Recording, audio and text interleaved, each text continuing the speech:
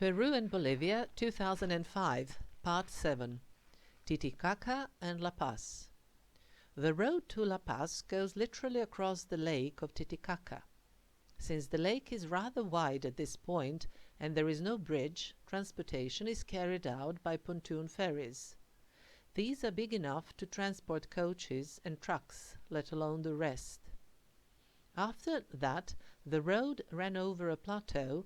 Mountains could hardly be discerned in the distance, and everything looked exceptionally beautiful.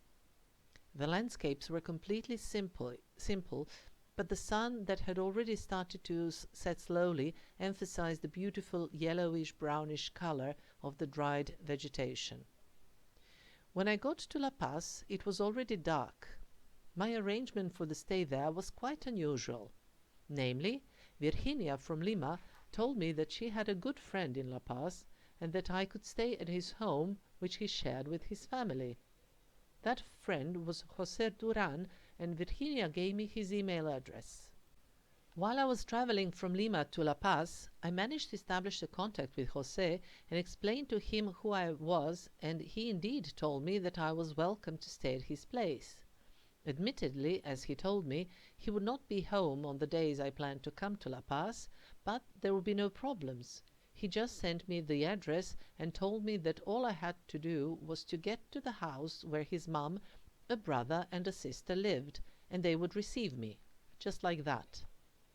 And thus, completely at ease, I got into a taxi and gave the address to the driver. He drove, and we kept going down, and then he finally brought me to the house. I got out of the taxi, with my bag and all, and stood in front of the gate to observe the situation. Like a vast majority, or probably all the houses, this one also had a high fence consisting of a gate made of metal bars and a wall on the sides of the gate. The house and the entrance into it were further down a passage that could accommodate a parked car. Everything was in the dark. I did manage to find a bell next to the gate, so I pressed it. Nothing. Well, at this point I became completely puzzled. It was already around 8 o'clock in the evening. I had no alternative reservation. I had no idea where I was, and I was generally without a clue as to what to do next. So I waited a little while longer, and then I pressed the bell again. Again nothing at first, but then a person I could barely glimpse because of the dark appeared at the house door, and I started to shout from some 15 meters away, explaining that Virginia from Lima referred me to Jose, and then Jose told me that I could come, and so I came. And then that person went back into the house, and I, still perplexed, remained there in front of the gate. And then finally a young man came out and invited me in. It was Gustavo. I started to explain anew who I was and where I came from, and he took me through the house to the backyard, where there was another smaller house, and he told me to leave my things there. Since he had some pressing obligations, he took me to Jose's room, turned on a TV, and told me to watch whatever I wanted while he finished some work in the meantime. And so this was what happened.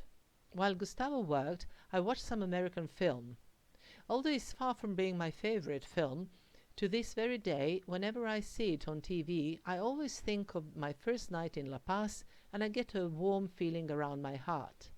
When Gustavo finished with what he was doing, we went downtown for something to eat, but beforehand we stopped at a friend's of his in order for Gustavo to hand him over the job he did. Gustavo and I hit it off at once, and we really had good time that evening, but I was glad when we got back home eventually, which allowed me to catch up with my sleep. The house I was placed in consisted of a small two-room dwelling, and all of it was at my disposal. In the morning, after breakfast, Gustavo and I went to his tango lesson. I wanted to see that, and I liked the idea of filming it.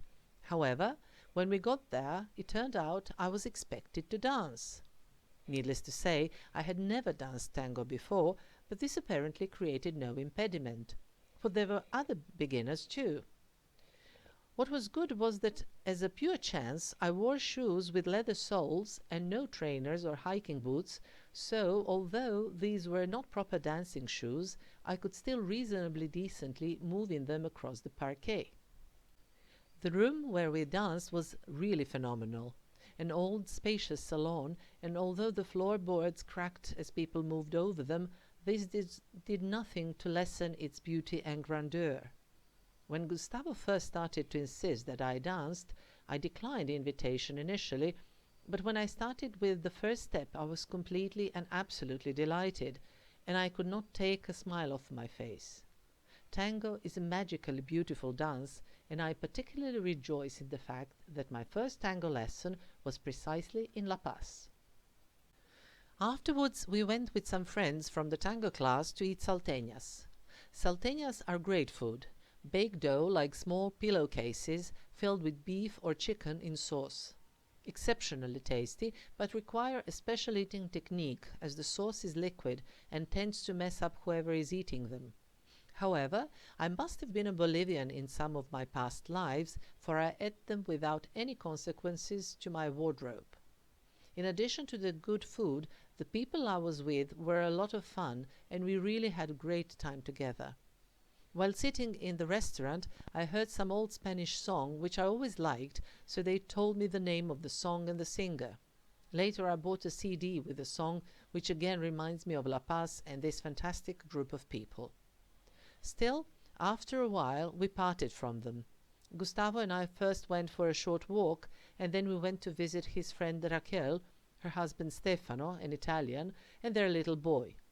They had just returned from a trip to Europe, so we initially chatted about that, and then they proposed to lend me a backpack for my travel around Bolivia, as that would make it easier for me to move around.